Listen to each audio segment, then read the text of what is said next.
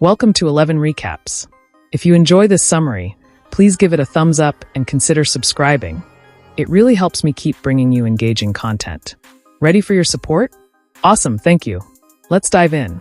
In Texas, on December 23, 1991, a devastating fire claimed the lives of Cameron Todd Willingham's three young daughters, Amber and twins Carmen and Cameron. That morning, as a neighbor's girl played outside, Willingham's house burst into flames.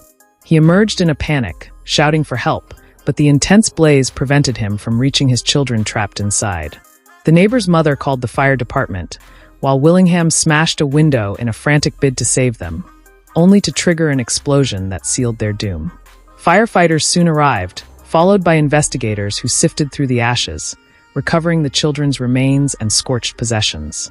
Examining the scene, authorities found a refrigerator blocking the kitchen door and gasoline traces in the girls' room, raising suspicions of arson. Convinced the fire was intentional, they targeted Willingham, accusing him of murdering his own daughters. Investigators questioned Willingham and his wife, Stacy, who wasn't home during the tragedy.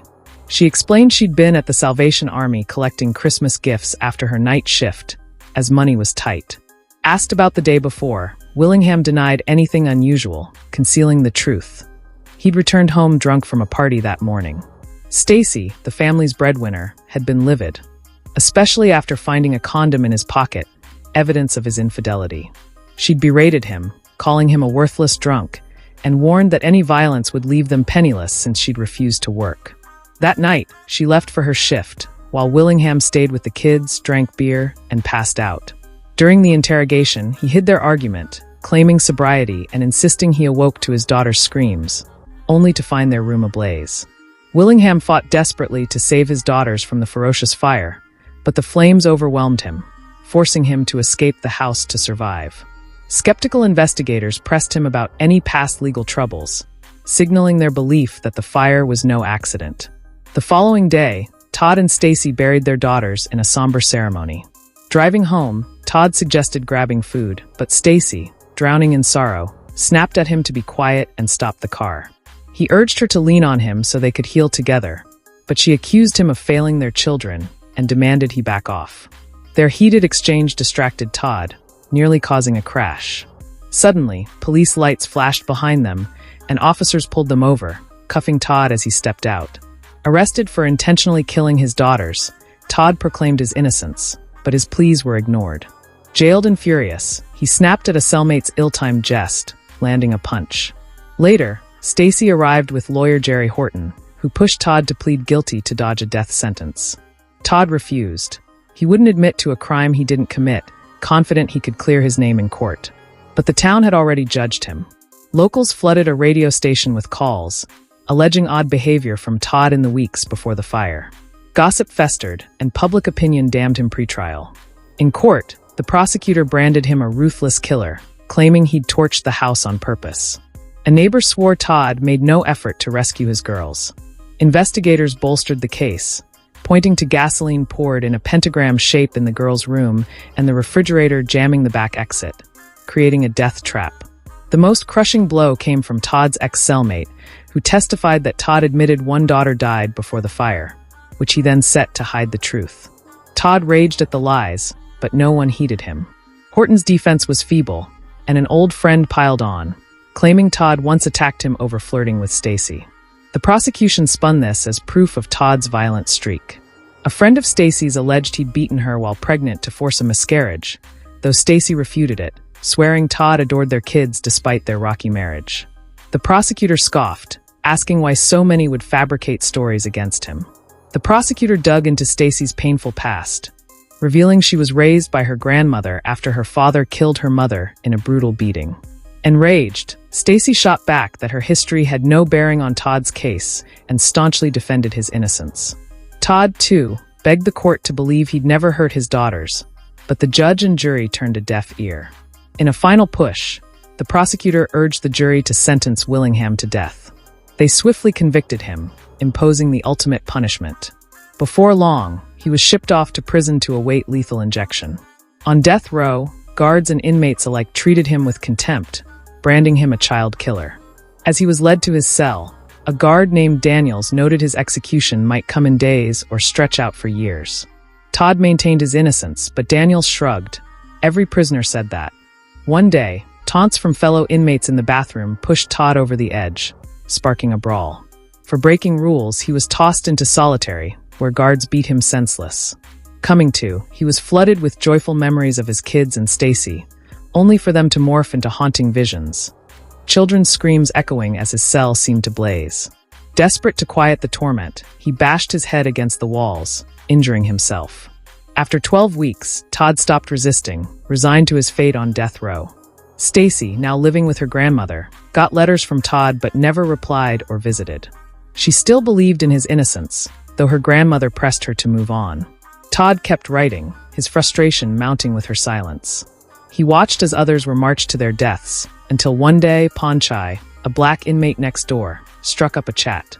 Ponchai railed against a justice system that abandoned the poor with shoddy lawyers, but offered a glimmer of hope. Texas groups could provide Todd a free attorney to challenge his case. Inspired, Todd fired off a letter seeking aid. Soon, a lawyer named Reeves arrived with law books and trial records, explaining they needed to spot negligence to reopen the case fast. Todd doubted he could grasp the legal jargon, but Reeves insisted it was his final shot. Over weeks, he pored over the papers, aided by Ponchai, who became a friend. Then one night, guards hauled Ponchai away to face his execution. Bidding farewell to Ponchai, Willingham plunges into despair, mourning yet another loss. The story leaps forward to 1999, 7 years later. Elizabeth Gilbert, a playwright, juggles caring for her ailing ex-husband George, raising 2 teenagers and aiding those in need. One day, a letter from Willingham, who still awaits execution, arrives unexpectedly.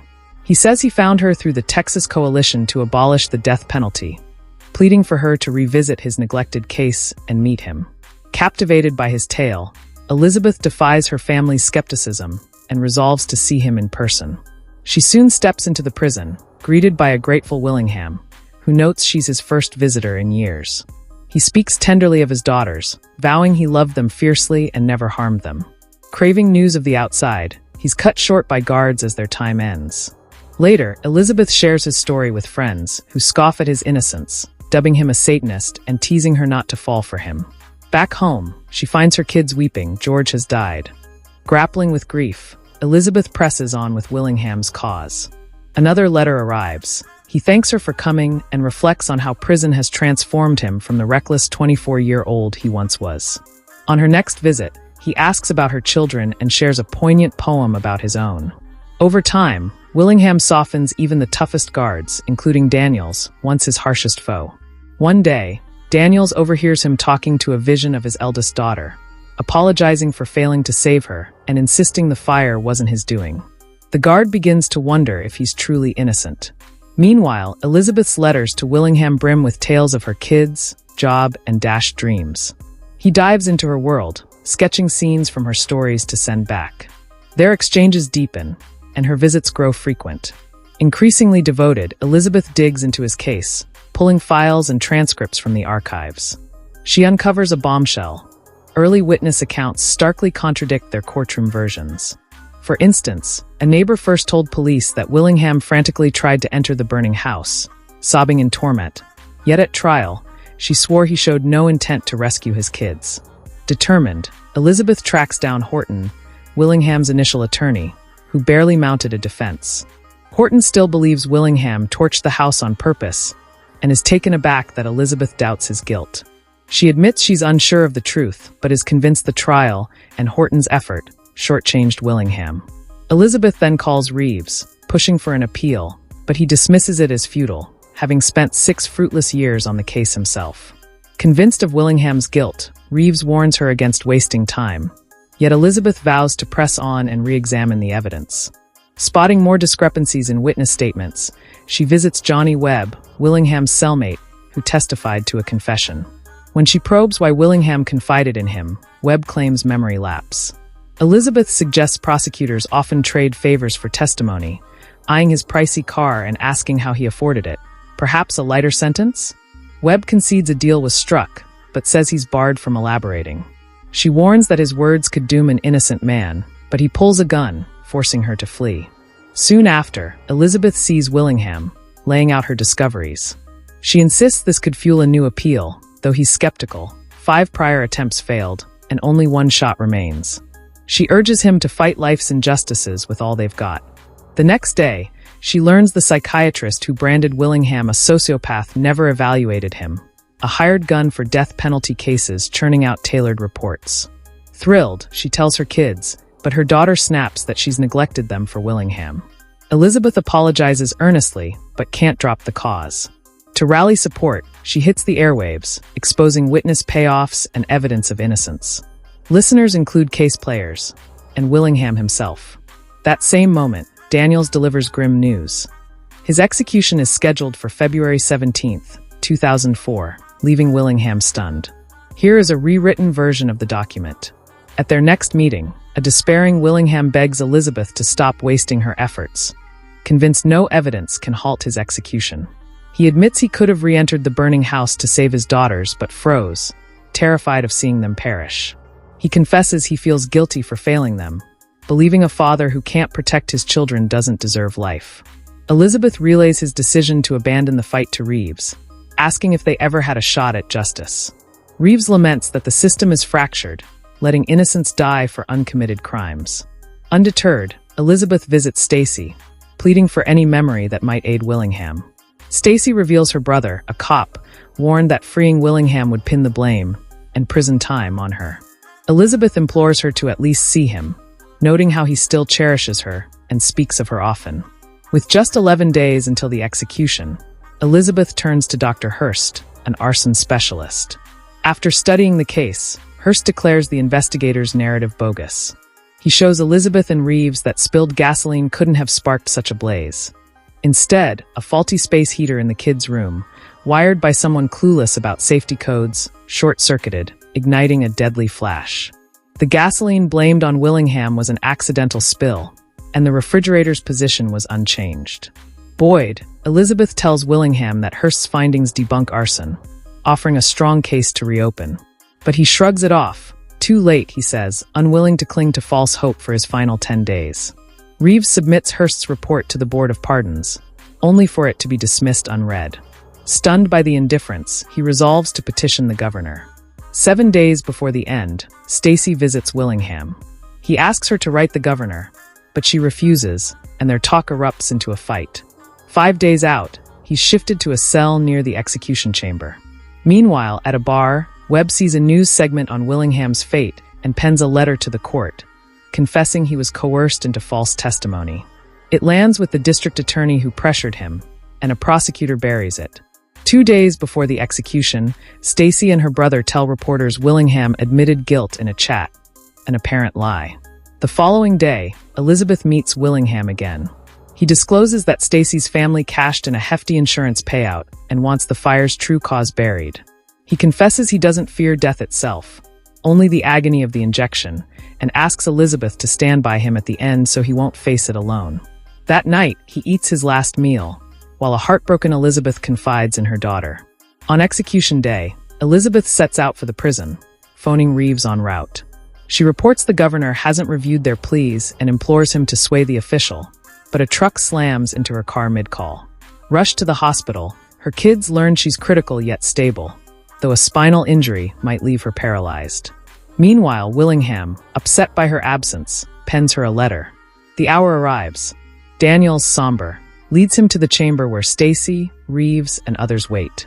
In his last statement, Willingham reaffirms his innocence and asks for cremation, his ashes to be spread over his daughter's graves.